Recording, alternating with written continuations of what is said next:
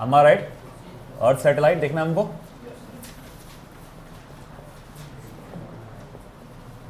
अर्थ satellite में हम लोग क्या क्या देखेंगे?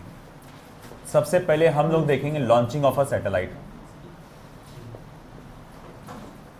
Launching of a satellite, okay.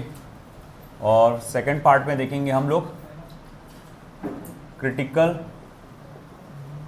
Speed और वेलोसिटी, जिसे ऑर्बिटल स्पीड भी कहा जाता है। और आएगा period of revolution of satellite. तो इस टॉपिक के अंडर हमें ये 3 टॉपिक्स देखना है, launching of a satellite, critical speed और वेलोसिटी ऑफ अ सैटेलाइट, और पीरियड और रिवॉल्यूशन ऑफ अ सैटेलाइट। चलिए पहले पार्ट पे आते हैं, 8.9.1 है ना, launching of a satellite.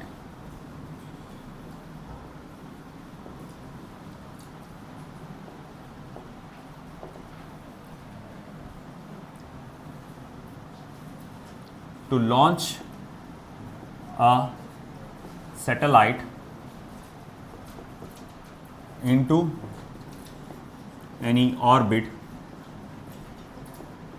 around Earth,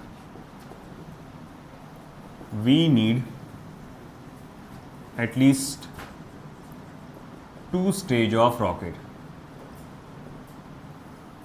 ठीक है, वैसे यहाँ आने से पहले मैं पूछना चाहूँगा आपसे, सैटेलाइट क्या होता है?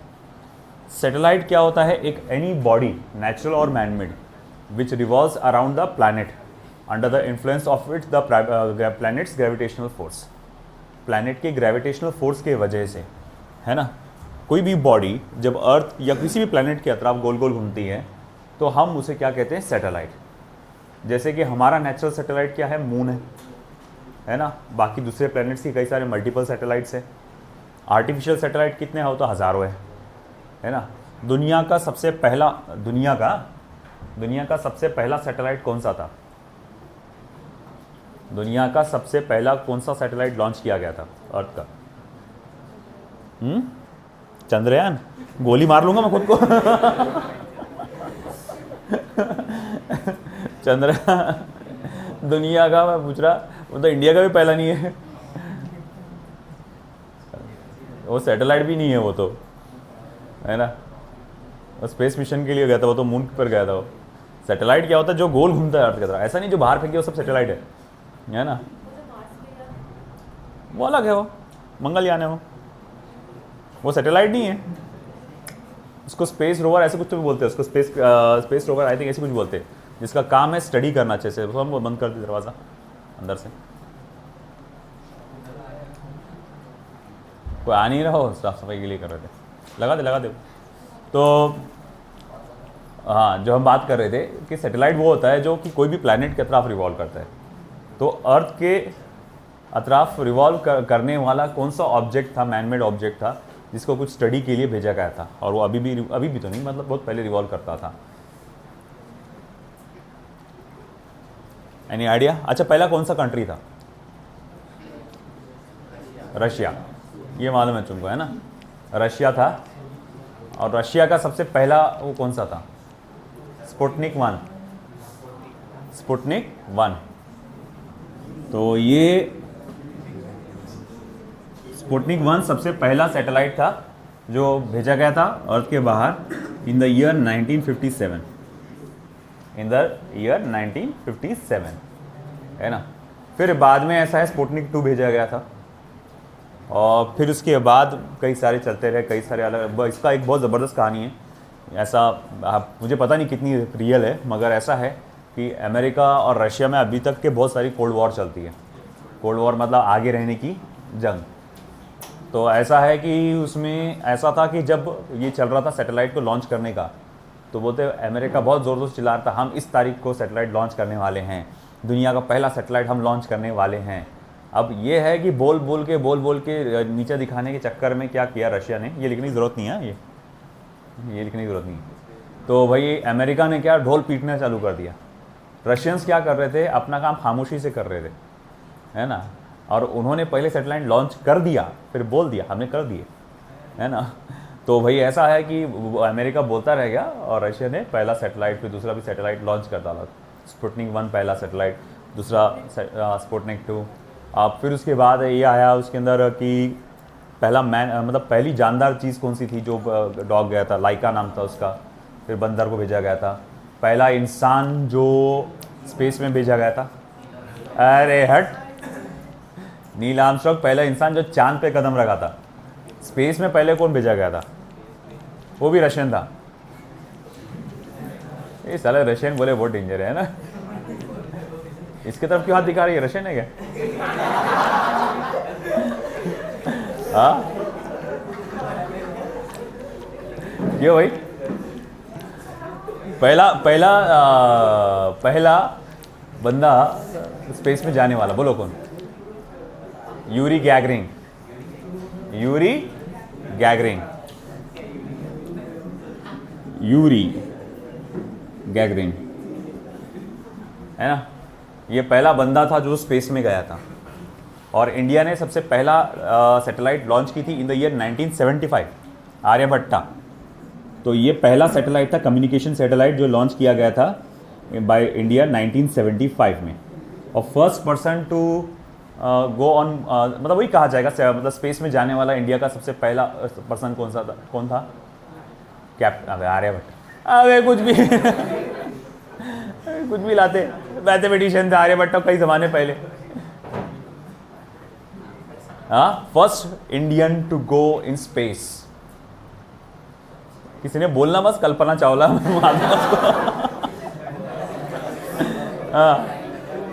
कैप्टन राकेश शर्मा, कैप्टन राकेश शर्मा, है ना। बहुत पुरानी बात है जब कैप्टन राकेश शर्मा गए थे। और जब वो गए थे वहाँ पे, तो जो उस वक्त प्राइम मिनिस्टर थे इंदिरा गांधी, तो उन्होंने उनसे पूछा था कि हमारा इंडिया कैसे नज़र आता है स्पेस से। तो उन्होंने एक बहुत ही बेहतरीन एक वहाँ से स्लोगन दिया था, जैसे वही अपना जो एक नेशनल सॉन्ग हुआ करता था पहले, सारे जहाँ से अच्छा हिंदुस्तान हमारा। तो उन्होंने वहाँ पर से इस बात को बोले थे, इस चीज़ को। तो कैप्टन राकेश शर्मा वो थे पहले पर्सन जाने वाले। और अब तो इतने हज़ारों सैटेलाइट्स वहाँ पर हो चुके हैं कि अब कबाड़ के जैसा पूरा हो चुका है आसपास पूरा। आए दिन हर कंट्री लॉन्च कर रहा है सैटेलाइट, हर थोड़ी देर में सैटेलाइट लॉन्च कर रहा। तो बहुत ढेरों हज़ारों वहाँ पर सैटेलाइट्स अब लॉन्च हो चुके हैं, जो अर्थ की तरफ रोटेट हो रहे हैं। अच्छा ठीक है, तो हम जब बात करते हैं कि किसी भी सैटेलाइट को लॉन्च करने का तरीका क्या है, देखो आज का तरीका अलग है। अब जैसा कि तुम एलन मस्क का स्पेसएक्स का प्रोग्राम देखोगे, है ना, वो देखो तो उन लोग का तरीका हो गया अलग। उन्होंने जो पुराने ट्रेडिशनल तरीके थे किसी सैटेलाइट को लॉन्च करने के, वो बहुत बदल दिए उन्होंने, है ना। मगर मैं अगर बोलूँगा जो इतने सालों से चलते आ रहा सैटेलाइट लॉन्च करने का तरीका, वो क्या है, तो क्या होता है कि भाई आप जो अर्थ सरफेस होता है वहाँ से 2 स्टेजेस का रॉकेट फायर करते हैं। 2 स्टेजेस का रॉकेट, कम से कम 2 चाहिए, वैसे 2 से ज़्यादा भी चाहिए चलता, मल्टी स्टेज रॉकेट रहता वो। मैं एग्जांपल दे रहा हूँ मैं इजीली समझने के लिए, कम से कम 2 स्टेज का रॉकेट चाहिए होता है। ये पहला होता है प्राइमरी बूस्टर, ये सेकेंडरी बूस्टर, है ना। मतलब सिंपल रॉकेट है ना।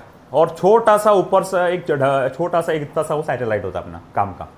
तो इतना सब जो है वो सिर्फ उसका काम क्या है, ऊपर ले जाना। तो होता क्या है, पहले प्राइमरी स्टेज ऑफ रॉकेट को फायर किया जाता है ना, फिर ये लॉन्च होता है ऊपर। और जब वो ऊपर जाता है एक डिज़ायर्ड हाइट पर, तो आप रिमोट की मदद से क्या करते हैं कि ये पहले स्टेज को, प्राइमरी स्टेज को अलग कर देते हैं। ये अलग हो जाता, फिर यहाँ पर उसको टर्न किया जाता है। यहाँ पर कुछ छोटे छोटे हल्के से और रॉकेट रहते हैं, वो उससे टर्न करते हैं बाय 90 डिग्री, है ना। और अब जैसा क्या हो गया कि देखो यहाँ से जब ये पहुँच गया एक डिज़ायर्ड हाइट पर, और फिर आपने क्या किया, जब ये 90 डिग्री से टर्न हो गया ये रॉकेट आपका, तो अब ये तो अलग हो गया, एक पार्ट अलग हो गया। वो वापस ज़मीन पे गिर जाता है या फिर उसको स्पेस में छोड़ देते हैं, वैसे जनरली ज़मीन पे ही गिरता है।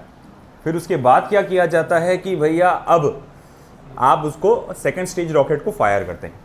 तो जब आप सेकंड स्टेज रॉकेट को यहाँ से फायर करते हैं, तो देखो उसको आपने क्या दिया, हॉरिजॉन्टल वेलोसिटी। आपने क्या दिए, हॉरिजॉन्टल वेलोसिटी। और हर हाइट की एक पर्टिकुलर हॉरिजॉन्टल वेलोसिटी ही होती है, हर हाइट की। आप सैटेलाइट को इतने हाइट पे सेट करना चाहते हैं, तो एक हर हाइट की पर्टिकुलर हॉरिजॉन्टल वेलोसिटी की वैल्यू होती है। आपको उसी वेलोसिटी से उसको वहाँ पर थ्रो करना पड़ता है। उस वेलोसिटी को कहते हैं ऑर्बिटल वेलोसिटी, या उसी वेलोसिटी को कहते हैं अपनी क्रिटिकल वेलोसिटी। अगर आपका हॉरिजॉन्टल वेलोसिटी क्रिटिकल वेलोसिटी के बराबर हो गया, जैसे इस हाइट का क्रिटिकल वेलोसिटी क्या है, जो भी होगा, और आपने जो रॉकेट को हॉरिजॉन्टल वेलोसिटी दिए बराबर उसी क्रिटिकल वेलोसिटी के बराबर था, तो अब क्या देखने को मिलेगा आपको?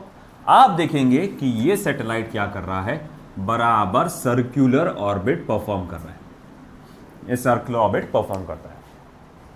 फिर सवाल उठता है अपना, अगर उससे कम हो गया तो क्या, और उससे ज्यादा हो गया तो क्या?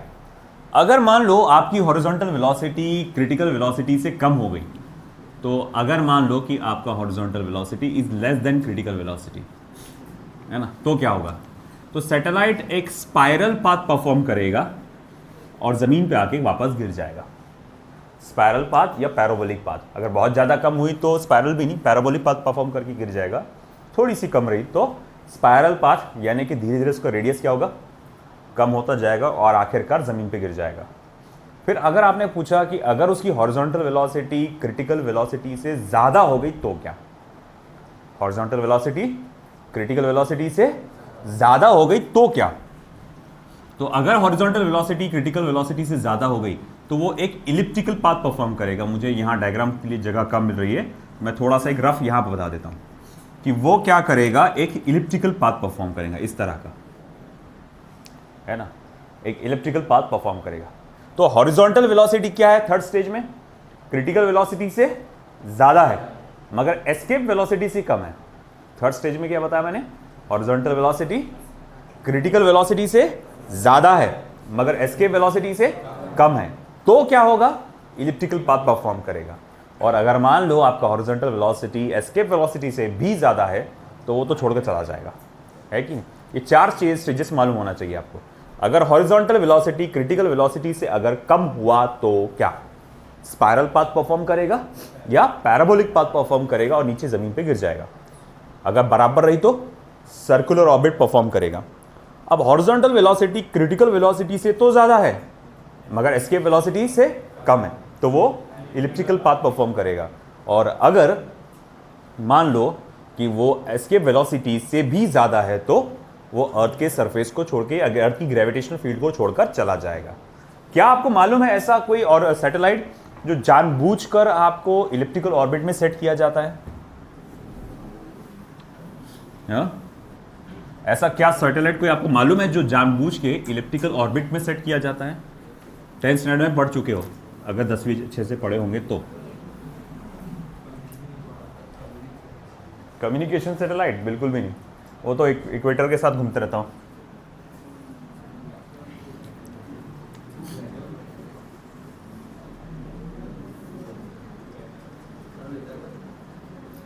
हाँ,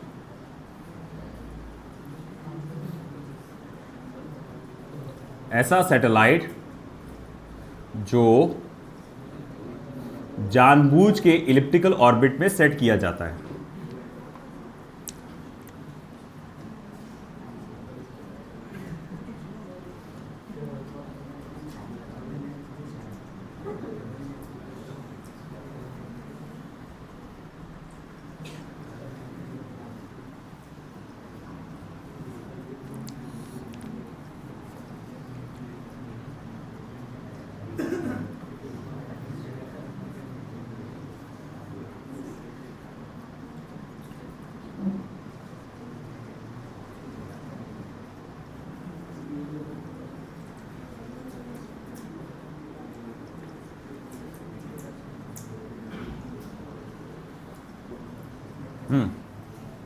बोलिए, ऐसा सैटेलाइट जो जानबूझ के इलिप्टिकल ऑर्बिट में सेट किया जाता है।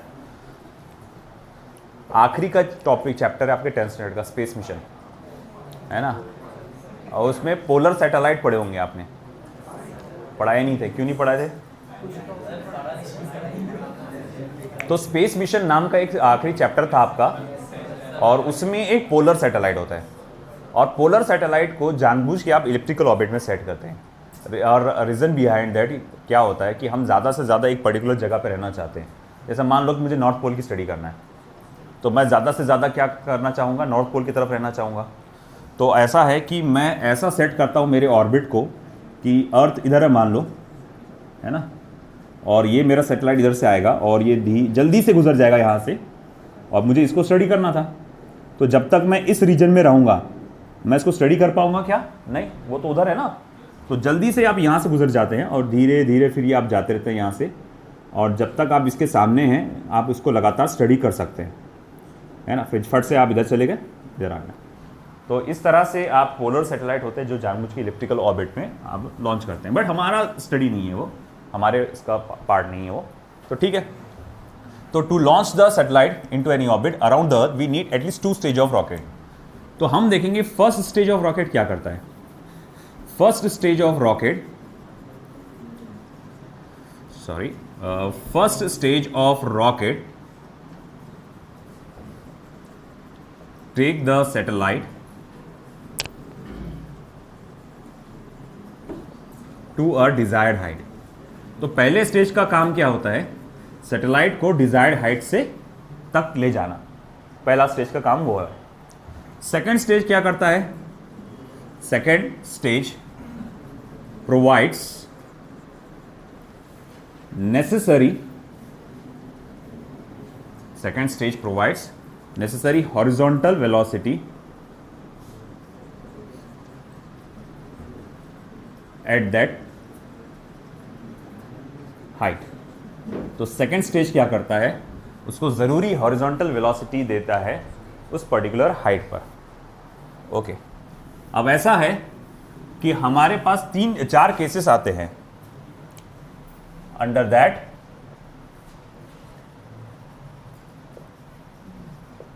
We can study 4 cases, 4 cases हम पढ़ सकते हैं।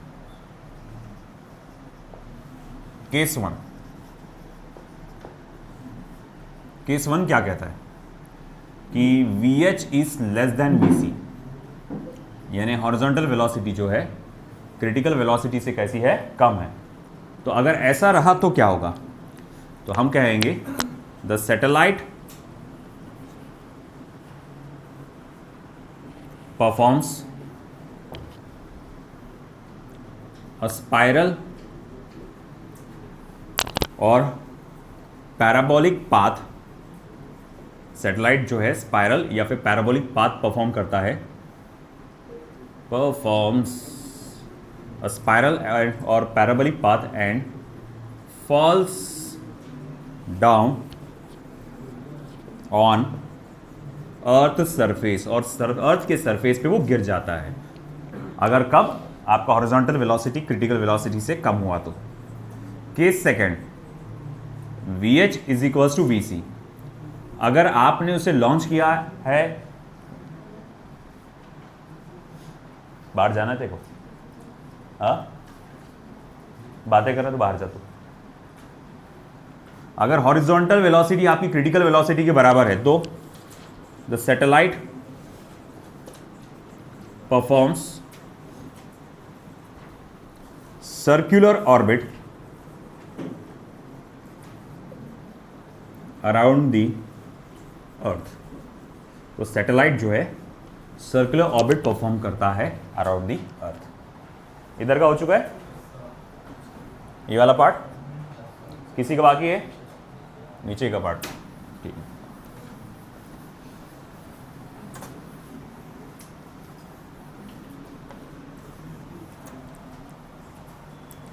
फिर केस थर्ड। अब ऐसा है केस थर्ड कि भैया देखो VH is greater than VC but less than escape velocity. Critical velocity से तो ज्यादा है बट एस्केप वेलोसिटी से अभी भी वो क्या है? कम है। तो इन दैट स्टेज क्या होगा? तो हम कहेंगे in this situation the satellite performs an elliptical orbit around the earth। Satellite जो है एक इलिप्टिकल ऑर्बिट परफॉर्म करता है अराउंड दी अर्थ। और केस फोर्थ,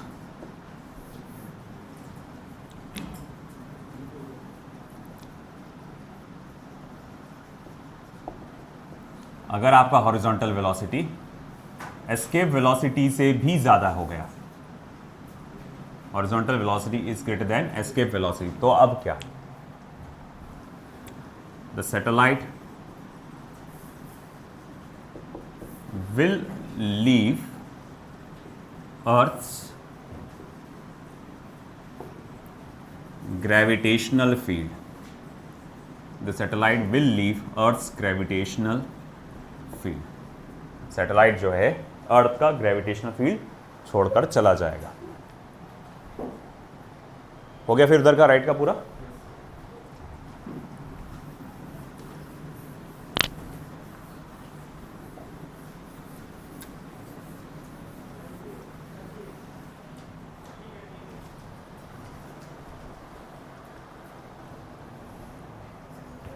यस, बिल्कुल आपकी मर्जी।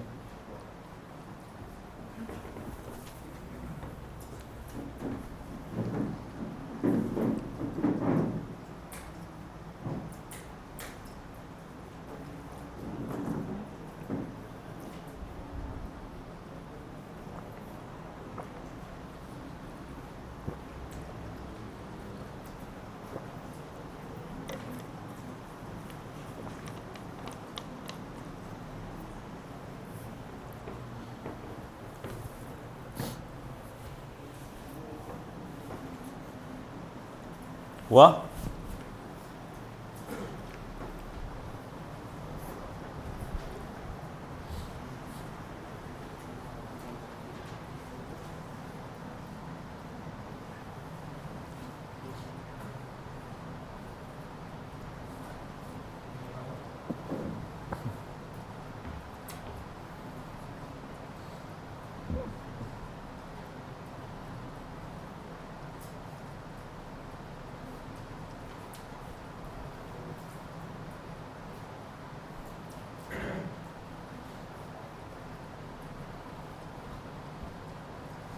हो गया इधर का पार्ट? मुझे से ऊपर का चाहिए।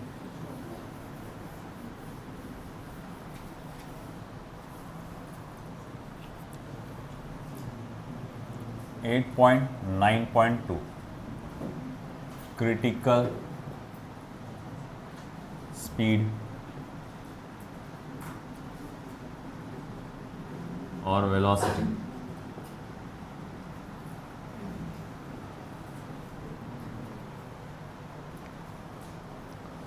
तो अब हम लोग स्टडी करेंगे क्रिटिकल स्पीड, क्योंकि ये जानना ज़रूरी है। क्रिटिकल स्पीड की जो वैल्यू होती है हर हाइट पर अलग अलग होती है। इस हाइट के लिए अलग है, उस हाइट के लिए अलग है, इस हाइट के लिए अलग है। तो हमें पता कैसे चलेगा कि किस हाइट पर कितनी क्रिटिकल वेलोसिटी है? तो उसके लिए हम यहाँ पर एक फॉर्मूला डिराइव करने वाले हैं। तो सबसे पहले क्रिटिकल स्पीड को डिफाइन कर देते हैं। The minimum horizontal velocity with which a satellite must be projected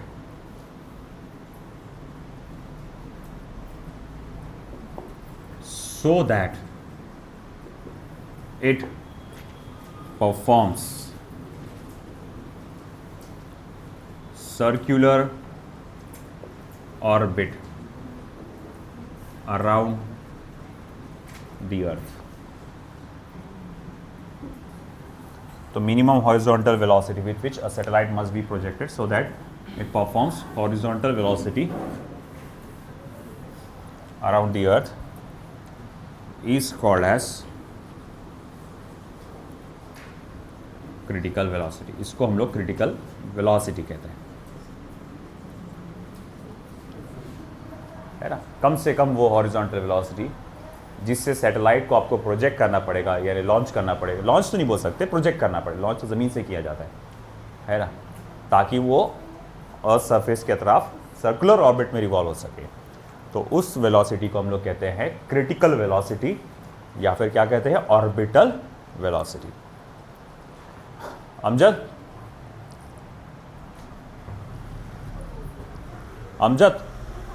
Amjad, Amjad, सुनेंगे भाई? ठीक ही चल रही?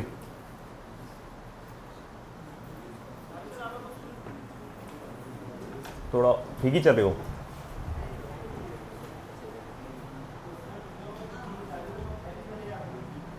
अच्छा, केस 3 एंड केस 4 हो गया क्या?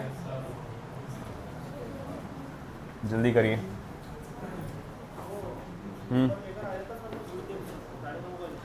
इन दोनों का आ गया ना 11th का भी पेपर? हाँ, 11th का भेजा ना रात को मैंने। हाँ वही मैं बोला।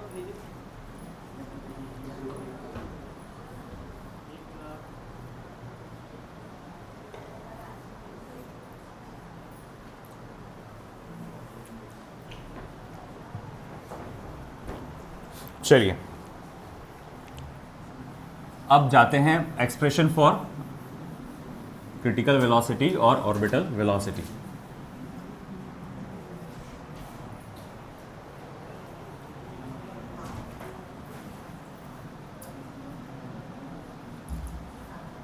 Expression for critical velocity, critical velocity के लिए एक्सप्रेशन देखो। तो जैसे कि थोड़ी देर के लिए हम इमेजिन करेंगे ये हमारे पास अर्थ है, अर्थ है with mass capital M and radius capital R, और एक सैटेलाइट को आपने क्या किया है, एट दिस हाइट रख कर उसे आप प्रोजेक्ट कर रहे हैं, हॉरिजॉन्टल प्रोजेक्शन दे रहे हैं।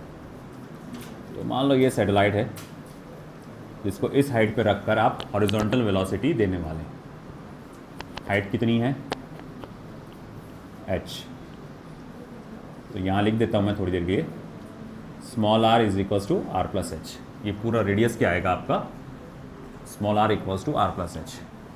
तो इस सैटेलाइट को जब मैं हॉरिजॉन्टल वेलोसिटी दूंगा तो अर्थ की ग्रेविटेशनल फोर्स की वजह से उसको अंदर की तरफ एक सेंट्रीपिटल फोर्स फील होगा और फिर बाद में ये सर्कुलर ऑर्बिट में रिवॉल्व करेगा, है ना। तो मैं यहाँ लिखूंगा consider a satellite of mass small m at height small h। तो एक सैटेलाइट को हमने इमेजिन किया, उस सैटेलाइट का मास स्मॉल m है और फिलहाल उसको फर्स्ट स्टेज ऑफ रॉकेट की मदद से आपने हाइट h तक पहुंचा दिया है ना। तो मैं यहां लिखूंगा it is given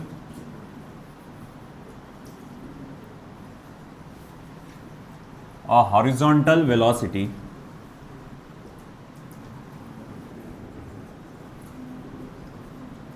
Vh is equals to Vc, after which it performs circular orbit, जिसके बाद वो क्या परफॉर्म करता हुआ दिखा नजर आया, सर्कुलर ऑर्बिट। अब अगर मैं आपसे पूछूंगा अच्छा ठीक है, किसी भी चीज़ को गोल घूमने के लिए क्या चाहिए, सेंट्रीपिटल फोर्स चाहिए। सर्कुलर मोशन चैप्टर में आपने पढ़ा है ना, बिना सेंट्रीपिटल फोर्स के कोई घूम सकता है क्या गोल? नहीं। तो आपके सैटेलाइट को अगर आप गोल घुमा रहे हैं तो ज़रूर कोई ना कोई सेंट्रीपिटल फोर्स है जो उसे गोल घुमा रहा है। और हमने जैसा कहा कि सेंट्रीपिटल फोर्स अपना रूप बदल के आता है हर बार, कभी वो ग्रेविटेशनल फोर्स के फॉर्म में आता है, कभी वो इलेक्ट्रोस्टैटिक फोर्स के फॉर्म में आता है, कभी वो फोर्स ऑफ फ्रिक्शन के फॉर्म में आता है। यहाँ किस रूप में आया वो? ग्रेविटेशनल फोर्स के फॉर्म में, है ना। तो फिर मैं यहाँ पे लिखूँगा फॉर एनी सर्कुलर मोशन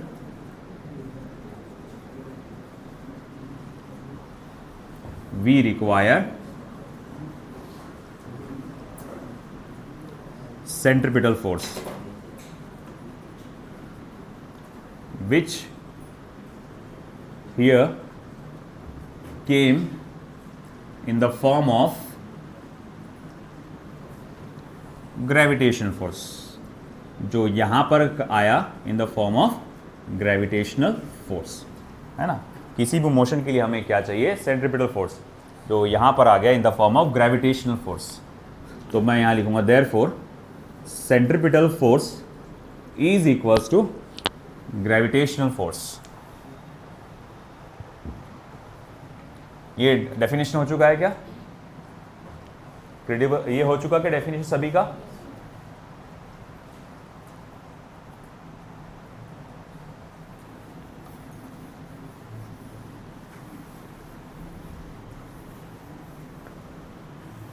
अब मैं आपसे पूछूंगा कि सेंट्रीपिटल फोर्स का सेंट्रीपिटल फोर्स का फॉर्मूला क्या आता है?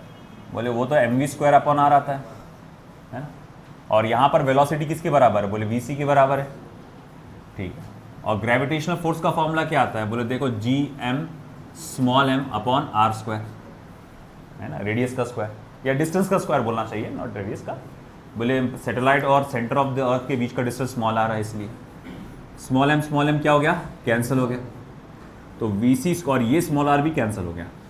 तो vc इज इक्वल्स टू क्या है, under root of gm upon small r, है ना, ये एक फॉर्मूला है हमारे पास। और जैसे कि आप जानते हैं small r is equals to क्या है, r प्लस एच। तो देखो क्रिटिकल वेलोसिटी को क्या लिख सकते हैं अपन, under root of gm upon r plus H. आया समझ में? Equation number 1। फिर इसी फॉर्मूले को एक और तरीके से लिखना है। आप जानते हैं कि g h is equals to क्या होता है, G M upon are plus H का होल स्क्वायर। तो मैं क्या कर सकता हूं, जी एम की जगह क्या लिख सकता हूं, g H into are plus H का होल स्क्वायर लिखो। तो मैं अगर इस फॉर्मूले में डालूं जी एम की जगह G H into are plus H का whole square upon are plus H, तो ये और ये पार्ट कैंसिल हो जाएगा। फिर आप लिख सकेंगे देखो v c is equals to under root of g H into are plus h.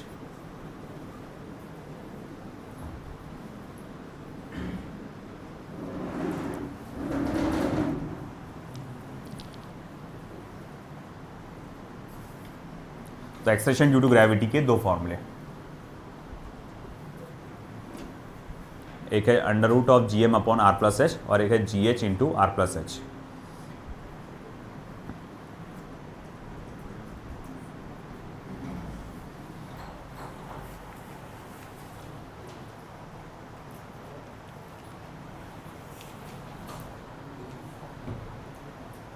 हुआ? अब इसमें एक स्पेशल केस पढ़ना है मुझे। हुआ क्या राइट साइड का?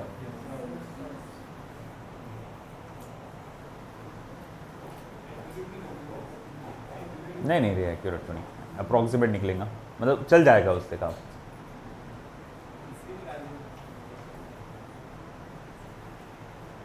है ना, उनको तो जैसा एक मालूम है, जैसा कम्युनिकेशन सैटेलाइट जो होता है उसका एक पर्टिकुलर हाइट होता है, वो मालूम है कि इतना तो हाइट रहेगा जिसका कम्युनिकेशन। आप पढ़ेंगे अभी इसमें कम्युनिकेशन सैटेलाइट में, है ना।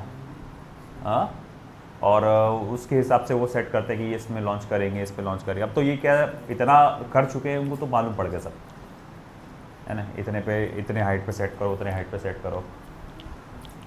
शुरू में जब कैलकुलेट किए होंगे कि भाई अपने को कितना लगेगा, तो ये सब चीज़ें वो करके गए होंगे, उन्होंने ये प्रोसीजर फॉलो किए होंगे। अच्छा सोचो गोल घूमेगा तो क्यों घूमेगा, ग्रेविटेशनल फोर्स की वजह से, है ना। तो फिर अगर ग्रेविटेशनल फोर्स की वजह से घूमेगा तो उसकी क्या स्पीड होना चाहिए, है ना। तो फिर उन्होंने पूरा डिज़ाइन किए होंगे रॉकेट को कि जब वो जो फायर करेगा कंबशन वो चैम्बर आपका, तो इतनी स्पीड से फायर करना चाहिए उसने, तब जाके वो सर्कल ऑर्बिट, सब पूरा engineering mind.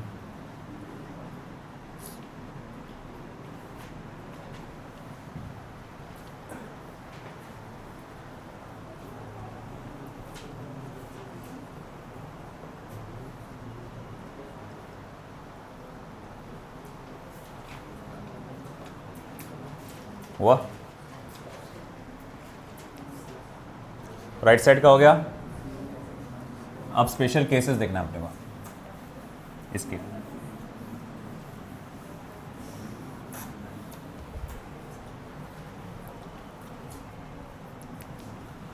Special case, special case क्या है? हम स्पेशल केस में h को बहुत ज़्यादा छोटा मान के चलेंगे। when the satellite is revolving very close to the earth's surface, तो when the satellite is revolving very close to the earth's surface, तो जब आपका सैटेलाइट बहुत अर्थ सरफेस से क्लोज होकर रिवॉल्व कर रहा है तो r plus that is h is very much less than capital R, तो मैं यहाँ लिख सकता हूँ देयरफॉर r प्लस h को आप अप्रॉक्सीमेशन में सिर्फ r भी लिखे तो चलेगा। h तो बहुत छोटा है ना r के मुकाबले, तो r प्लस h को सिर्फ r लिख दो भी तो चल जाएगा, और gh को आप g करके लिख दो क्योंकि आप ज़मीन के करीब है तो आपका एक्सलेशन ड्यू टू ग्रेविटी का वैल्यू वही होगा स्मॉल g 9.8 मीटर पर सेकंड स्क्वायर के आसपास, तो gh भी अप्रॉक्सीमेशन में g के बराबर हो जाएगा। तो फिर ये दो इक्वेशंस के रूप थोड़े से बदल जाएंगे। अब ये इक्वेशन कुछ अलग तरह से लिखा जाएगा। फिर बोले अब कैसे लिखेंगे आप? Therefore critical velocity is equals to under root of gm upon capital R, and from just a moment, from 1 and 2 Vc is equals to under root of gm upon capital R and Vc is equals to under root of gr। आया समझ में? तो ये critical velocity के दो फॉर्मूले आ जाएंगे if the satellite is revolving very close to the earth surface. Okay, लिख लीजिए।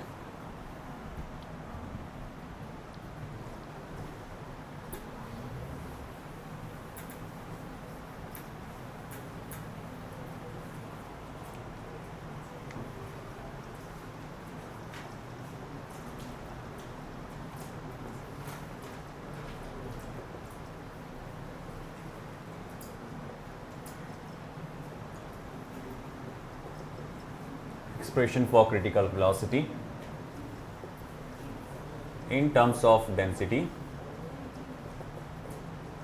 if the satellite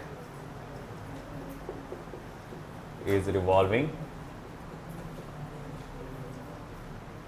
very close to the Earth's surface। क्या आप मुझे ये वाला डिराइव करके फॉर्मूला बना के बता सकते हो? एस्केप वेलोसिटी का बना के दिखाया था आपको मैंने, बस उसी प्रोसीजर को फॉलो करते हुए क्रिटिकल वेलोसिटी का बनाना है। क्रिटिकल वेलोसिटी का आपको फॉर्मूला बनाना है in terms of density for a satellite revolving very close to the surface, यानी आपको ये वाले फॉर्मूले की यूज़ करना पड़ेगा क्योंकि मास इसी में है ना, इसमें थोड़ी है। क्लोज टू द सरफेस के लिए दो फॉर्मूले है ना, मास इसमें है, मास को डेंसिटी में कन्वर्ट कर सकते। तो चलो ये आपको 2 मिनट आप ट्राई करके देखो।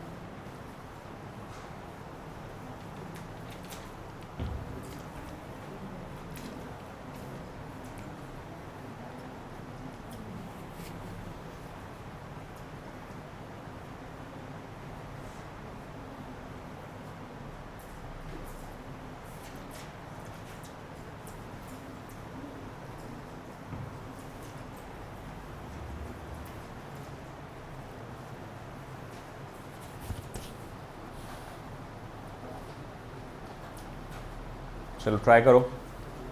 Expression for critical velocity in terms of density. If the satellite is revolving very close to the surface, under root of GM upon R लो, मास को डेंसिटी इंटू वॉल्यूम में कन्वर्ट करो. आगे का खेल आपको समझ में आ जाएगा.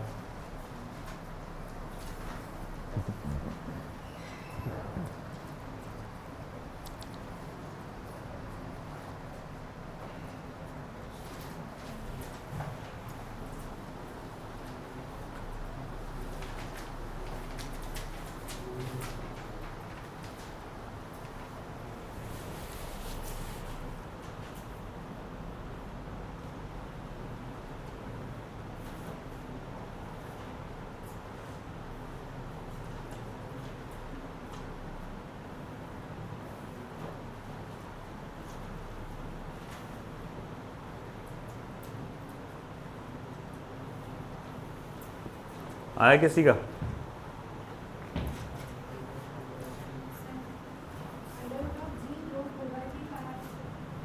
Under root of G4/3 pi R square.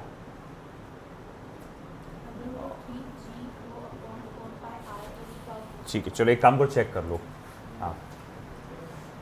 हम लोग क्रिटिकल वेलोसिटी का ये फॉर्मूला लेंगे under root of GM upon R. सही है ना? अब मास को आप क्या लिख सकते?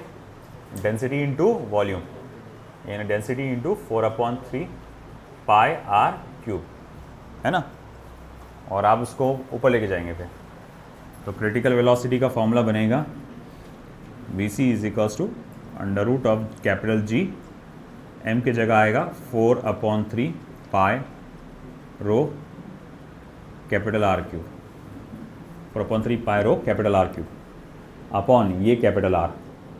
ये R गया, इसमें से एक R गया तो बचा क्या? R square. अब आप चाहे तो ये 4 और R स्क्वायर को बाहर निकाल सकते हैं. पहले अंदर रहने देंगे अपन. अगर मैंने इसको अंदर ही रहने दिया तो 4 पाई R square rho capital G upon 3. यही बोल रहे थे ना बेटा? गुड. और फिर उसके बाद अगर आप चाहे तो R स्क्वायर को और 4 को बाहर भी निकाल सकते हैं.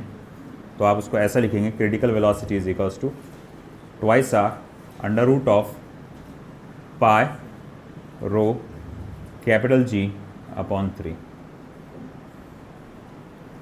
है ना?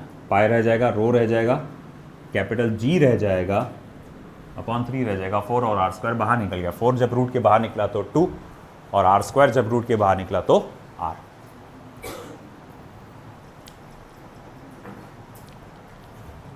ये हो गया इधर का.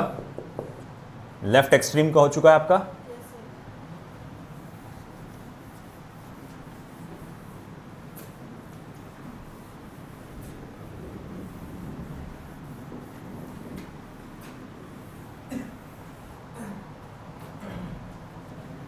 नोट,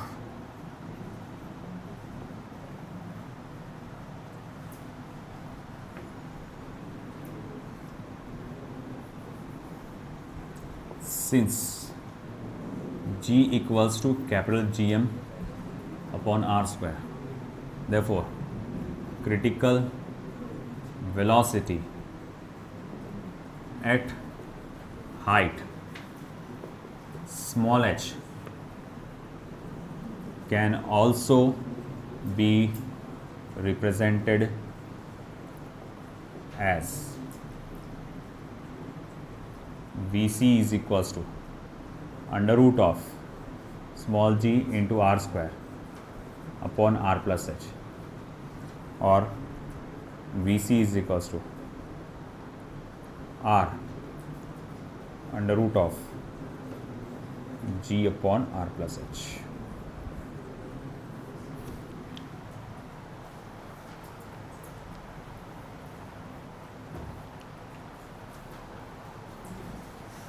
तो देखो एक और तरीके से क्रिटिकल वेलोसिटी को रिप्रेजेंट किया जा सकता है.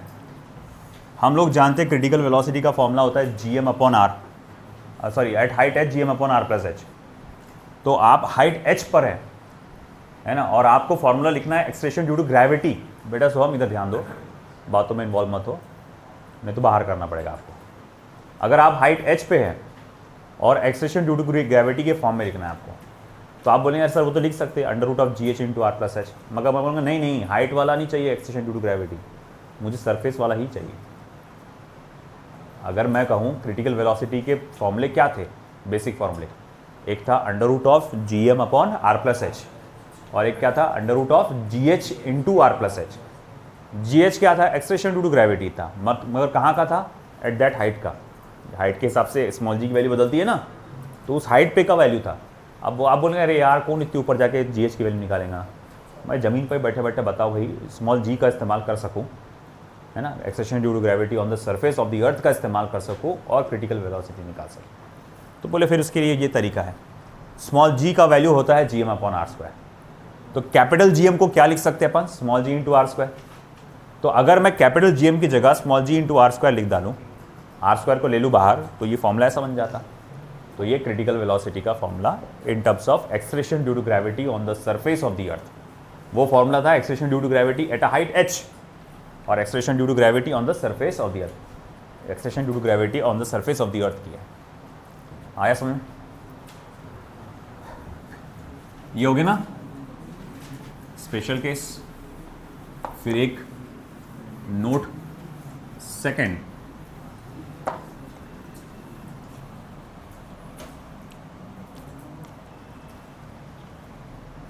since escape velocity is equals to under root of 2 gm upon r and therefore escape velocity को आप ऐसा लिख सकते हो under root of 2 multiply by under root of gm upon r, है ना। तो मैं इसको सेपरेट करके लिख सकता हूँ, मगर मैं लिखूंगा but under root of g M upon r तो क्या है, ये तो क्रिटिकल वेलोसिटी है on the surface, near the surface of the earth. तो फिर आप एस्केप वेलोसिटी को ऐसा भी लिख सकते हैं root 2 times of V C. ये रिलेशन अक्सर पूछा जाता है, relation between escape velocity and critical velocity. V E is equals to root 2 times of V C, लिख लो।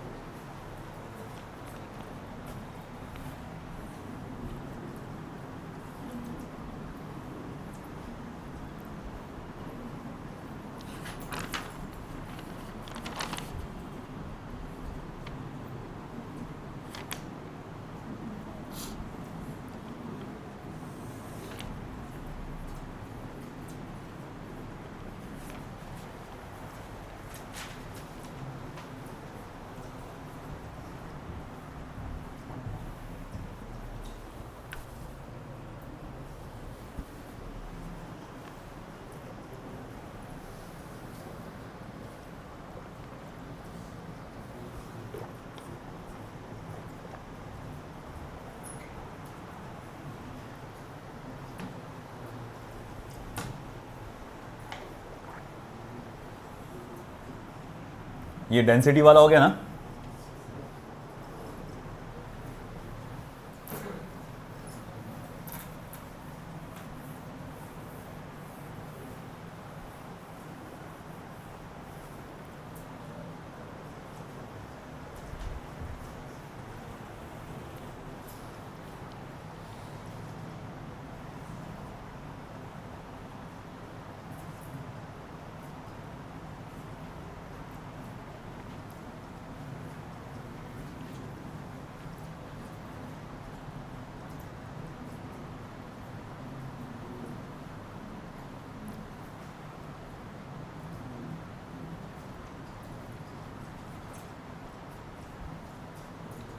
फर्स्ट नोट हो गया।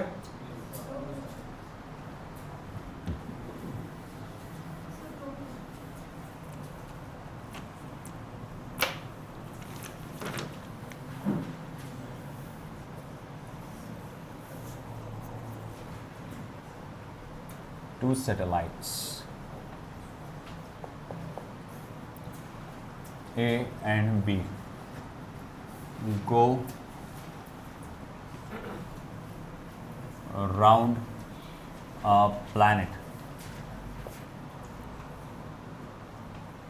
capital P in circular orbits having radii 4r and r respectively.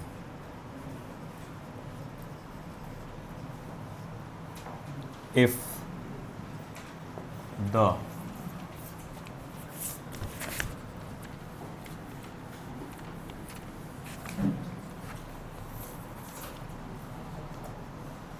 speed of satellite A is thrice v, comma, the speed of the satellite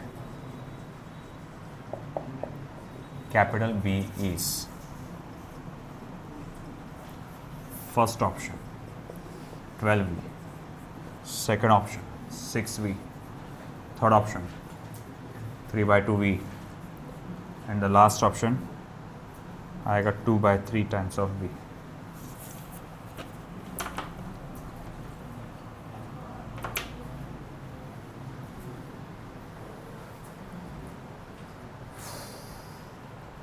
हो गया?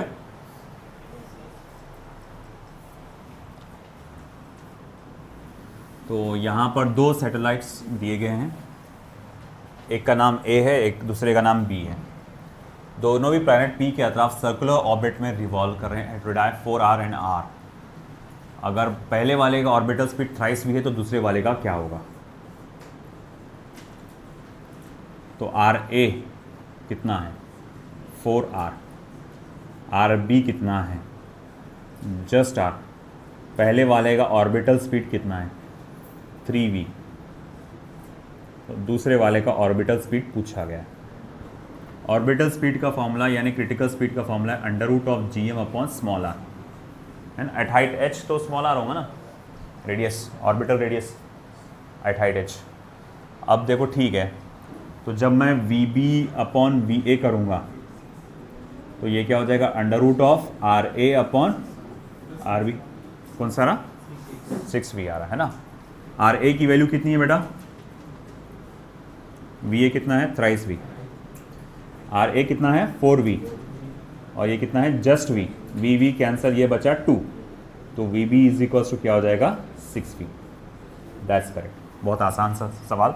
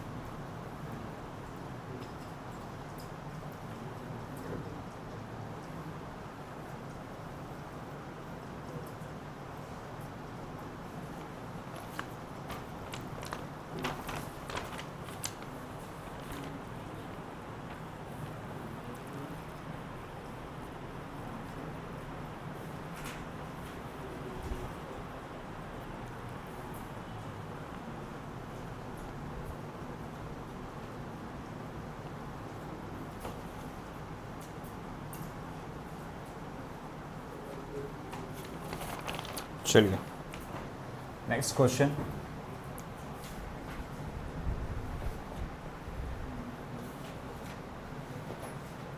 A satellite is moving around the earth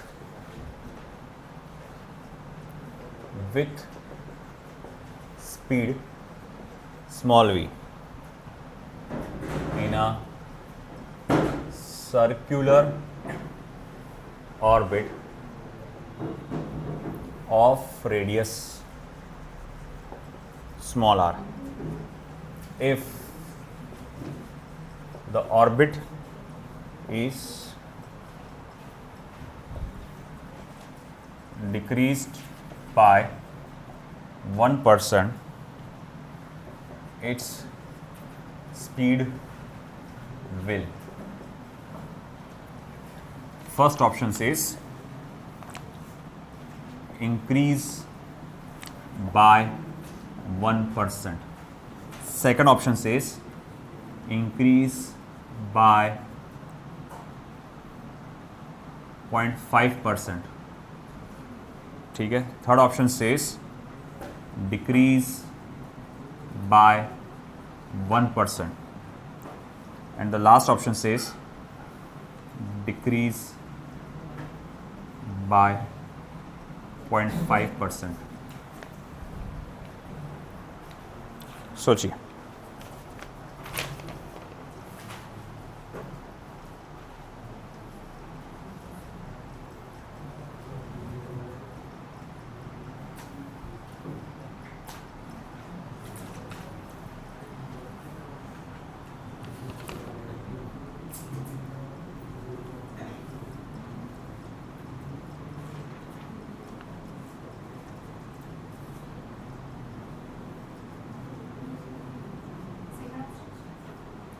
क्या आएगा बेटा?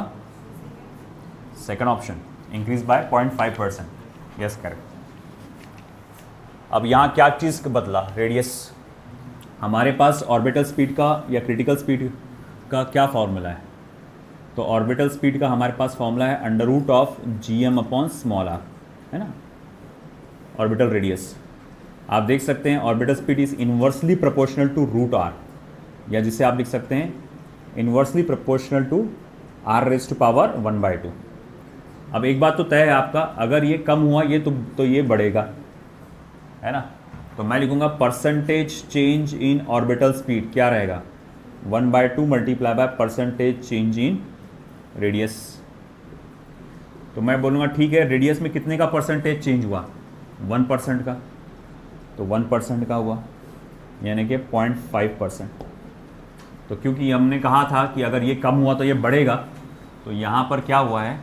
Decrease हुआ है bye 1%, है ना. तो अब ये डिक्रीज़ हुआ तो ये इंक्रीज़ होगा बाय 0.5%, यानी कि सेकंड ऑप्शन. आया समझे?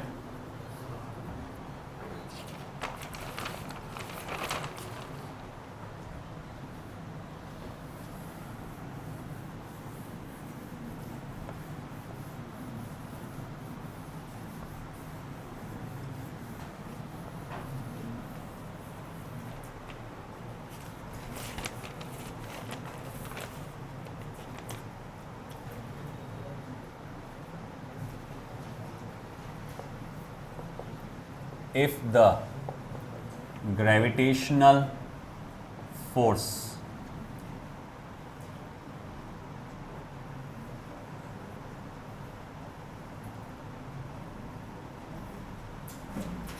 between two objects were proportional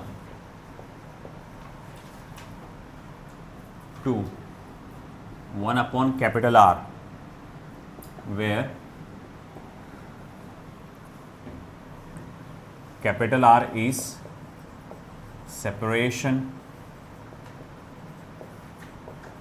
between them, then a particle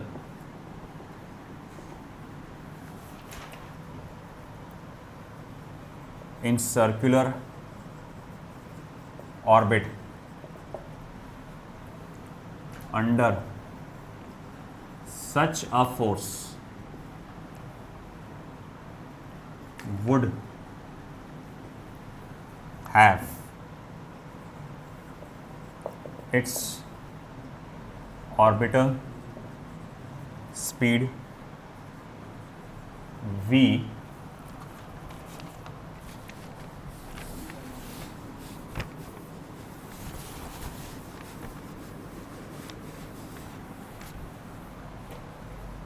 proportional to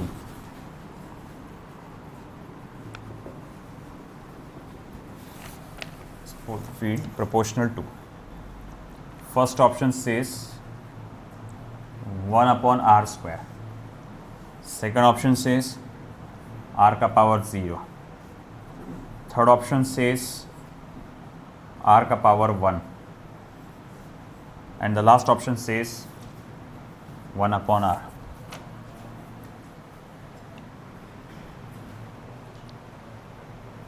अभी जो अपन ने क्रिटिकल स्पीड का डेरिवेशन किया ना, उससे जाना पड़ेगा तुमको थोड़ा इसको। इसने क्या बोला, दो ऑब्जेक्ट के बीच में ग्रेविटेशनल फोर्स कितना है, या डायरेक्टली प्रोपोर्शनल टू 1/r है ना। तो मैं कहूँगा कि भैया दो ऑब्जेक्ट के बीच में gravitational force directly proportional to 1/r है ना। और बोलो कौन सा, ये एरो बता रहा, अगर ये कम हुआ तो ये बढ़ेगा। क्या चीज़, रूट आर को आर का पावर 1/2 लिखा। हाँ, रूट को अपन 1/2 लिख सकते हैं ना पावर, ऐसे भी है, मतलब ऐसी root x is equal to x raise to power 1/2 होता ना। तो ग्रेविटेशनल फोर्स इज, देखो क्यूब, सुनो इधर ध्यान दो एक minute, square root of x इसको आप लिख सकते हैं एक्स का power 1/2, cube root of x इसको लिख सकते हैं आप एक्स का power 1/3, fourth root of x इसको आप लिख सकते हैं एक्स का पावर 1/4, समझे। तो ये उसके तहत लिखा मैंने, रूट आर को एक्स आर का पावर 1/2 लिख डाला।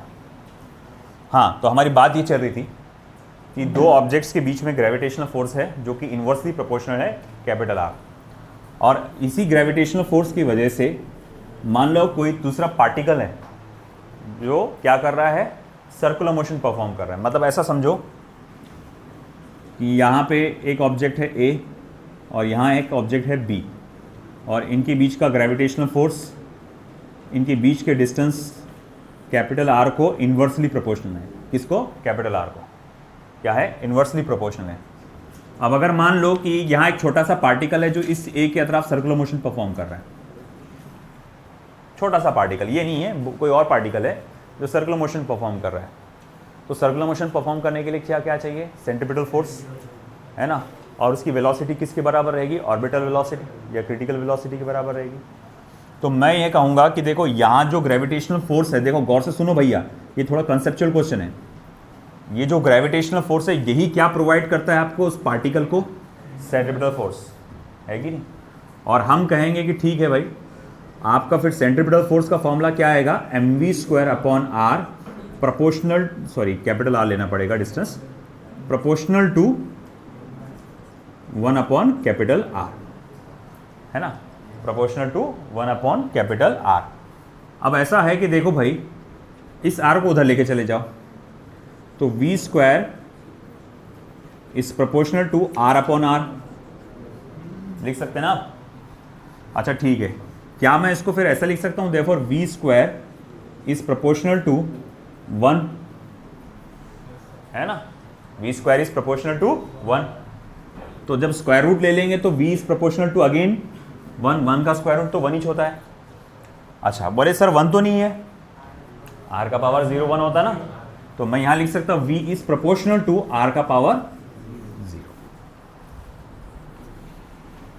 आया समझ में, देख लो अच्छे से। हमसे कहा गया कि दो ऑब्जेक्ट्स के बीच का gravitational force inversely proportional to capital r है। आया समझ में। अब ऐसा है कि वही ग्रेविटेशनल फोर्स उसको गोल गोल घुमा रहा है एक पार्टिकल को, तो एक पार्टिकल होगा ऐसे ही कोई इसी ग्रेविटेशनल फोर्स की मदद से गोल गोल घूम रहा है। अच्छा ठीक है, तो वो क्या प्रोवाइड कर रहा है पार्टिकल को, सेंट्रीपिटल फोर्स। सेंट्रीपिटल फोर्स का फॉर्मूला क्या है, mv²/r। ये डायरेक्टली प्रोपोर्शनल टू क्या है, 1/r। r को इनवर्सली प्रोपोर्शनल है, डायरेक्टली प्रोपोर्शनल है 1/r को। r को इनवर्सली प्रोपोर्शनल है और डायरेक्टली प्रोपोर्शनल है 1/r को।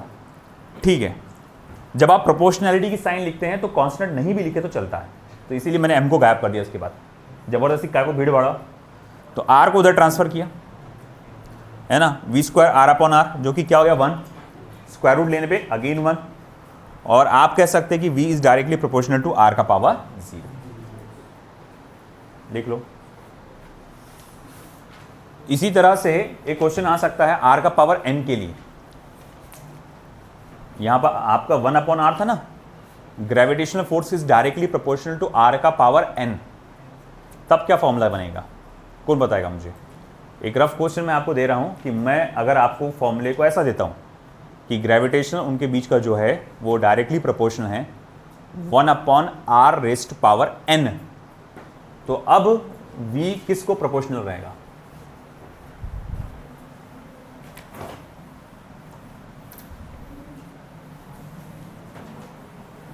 सोचिए जरा, रफली सॉल्व करके बताओ मुझको। अगर ग्रेविटेशनल फोर्स, ये लिख के रखना नोट में, तुम साइड में कैसे लिख कर रखना ऐसा कहीं, अगर ग्रेविटेशनल फोर्स इनवर्सली प्रोपोर्शनल है किसी प्लैनेट का r⁻n, तो अब ऑर्बिटल स्पीड किसको प्रोपोर्शनल रहेगा? सोचिए। r⁻, नहीं, देखो सबसे पहले ग्रेविटेशनल फोर्स को आप क्या लिखेंगे? सेंट्रीपिटल फोर्स है ना, और उसको क्या लिखेंगे? mv² r, directly proportional to r⁻n। v² is directly proportional to r/r⁻n। ये n नीचे जाएगा तो -1 हो जाएगा, तो v² is directly proportional to r⁻n-1। v is directly proportional to √r⁻n-1। आया समझ में? इसी मेथड को फॉलो करते हुए अब ये लिख के रखो, तुम्हारे काम में आएगा। अगर कोई नंबर बदल के देता है तो डायरेक्ट आप ये यूज़ कर सकते हैं। r⁻n-, मान लो उसने स्क्वायर बोल दिया, क्यूब बोल दिया, तो डायरेक्ट ये वैल्यू यहाँ डालो, आपको मिल जाएगा।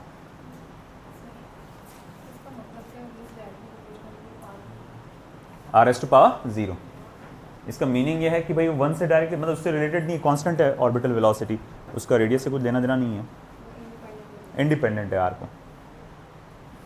वो ऐसे r की जगह तो कुछ भी लिख सकते थे अपन, x⁻0, h⁻0 भी लिख सकते थे, कोई फ़र्क नहीं पड़ता था, m⁻0 भी लिख सकते थे, है ना। मगर जैसा दिया हुआ है, मैथमेटिकल स्किल आपकी जांच रहा है वो।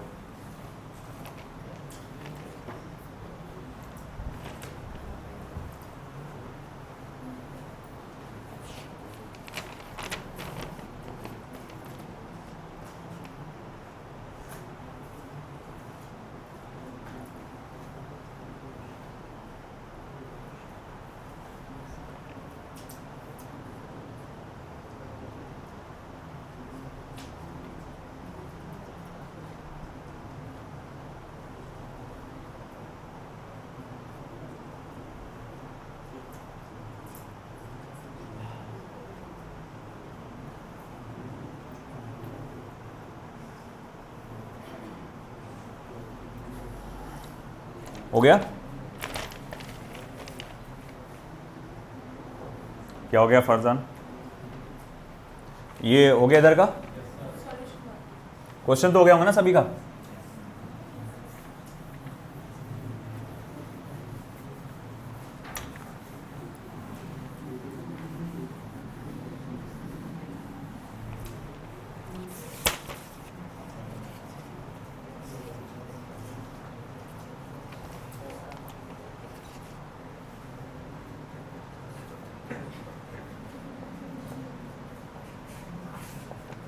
A remote sensing satellite of Earth revolves in a circular orbit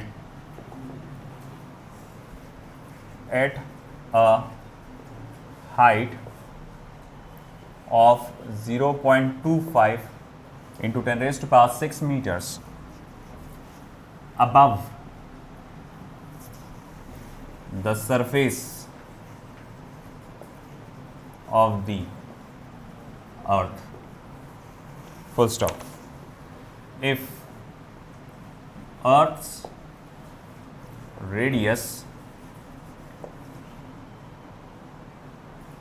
is 6.38 into 10⁶ meter and small g equals to 9.8 meter per second square,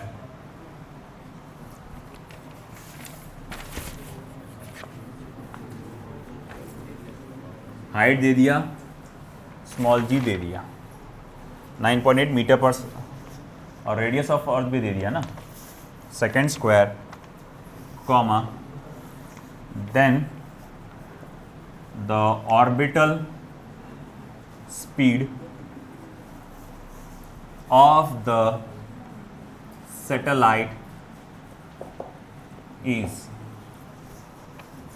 first option 9.13 kilometer per second, 6.67 kilometer per second. Third option 7.76 kilometer per second. And the last option 8.56 kilometer per second.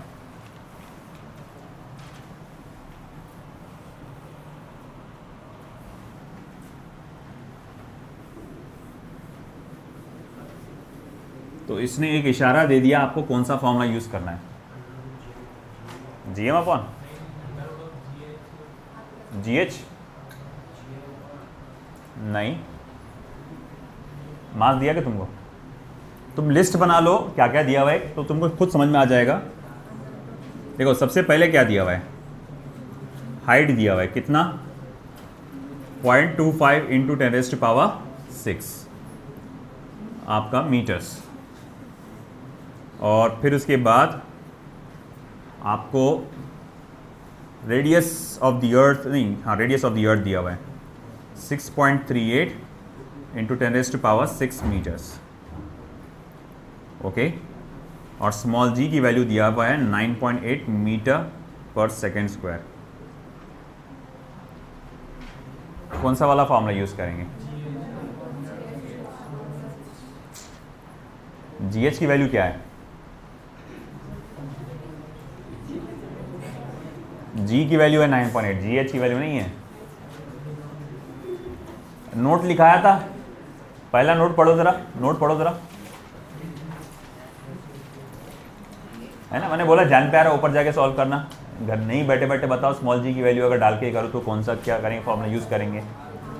तो आपको कौन सा formula use करना है, r under root of g upon are plus h, ये formula use करना है।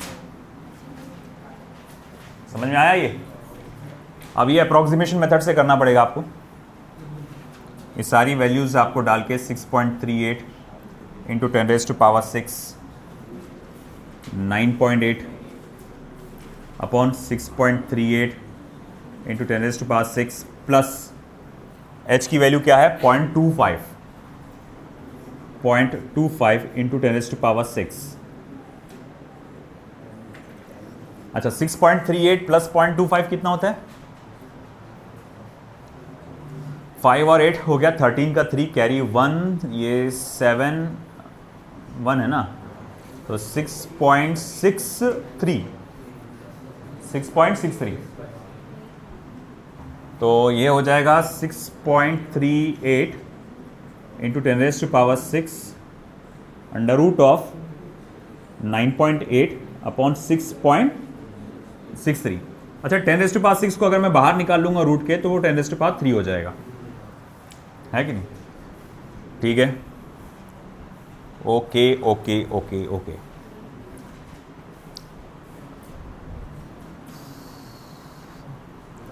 अब 9.8 डिवाइडेड बाय 6.63 कितना होता, अगर 6.63 को अप्रोक्सीमेशन में क्या मान के चलेंगे, कुछ नहीं मान सकते, 6.5 लूँ या 6.3 ले लूँ, चलो एक काम करता हूँ मैं, नियरेस्ट क्या रहेगा 6.63 के 6.5। अब देखो क्या करना पड़ेगा ऐसे काम, ऐसे सिचुएशन में मैं देखता हूँ ट्राई करके कि मैं अटक गया हूँ कि 9.8 डिवाइडेड बाय 6.63 क्या लिखूँ, तो मुझे ऐसा लग रहा है कि उसको मैं लिख सकता हूँ 6.5। सर अभी भी कहाँ काम बना, नहीं 6.5 लिखेंगे तो भी कॉम्प्लिकेटेड ही रहेगा मामला। 7 लिखे तो अप्रोक्सीमेशन में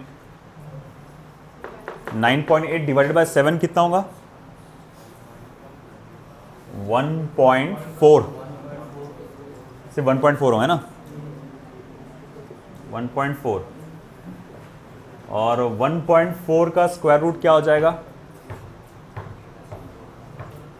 1.1 समथिंग कुछ होगा वो। देख तो कैलकुलेटर से 1.54 का स्क्वायर रूट क्या आ रहा?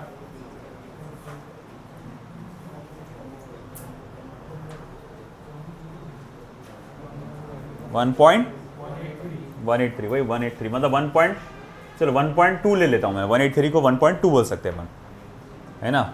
अच्छा 1.2 को अगर मैं मल्टीप्लाई करूँगा 6.38 से, ज़रा देखो कितना आ रहा।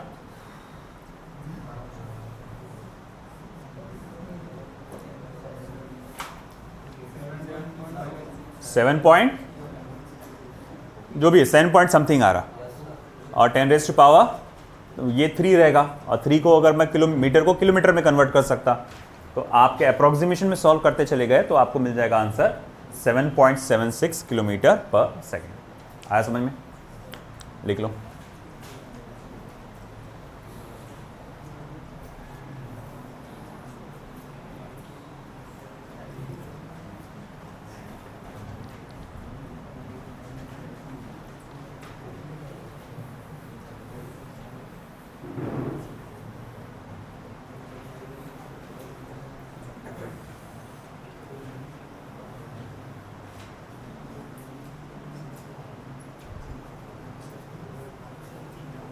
अच्छा ये रूट में इसका ही था क्या वो? मेरे को लगा कि वो रफ मैंने सॉल्व किया था वो है।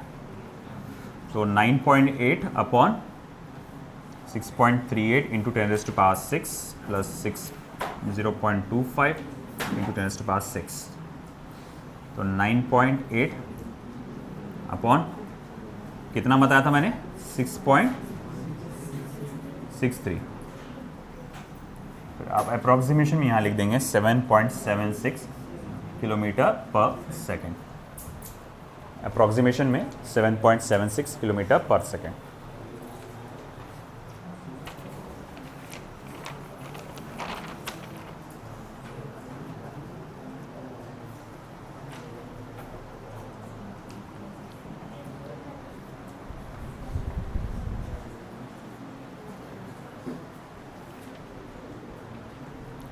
ठीक है, तो अनफॉर्चुनेटली टाइम इनफ नहीं हो पाया, और अपना पीरियड ऑफ जो रिवॉल्यूशन ऑफ सैटेलाइट था वो रह गया, वो कल लेना पड़ेगा हमें।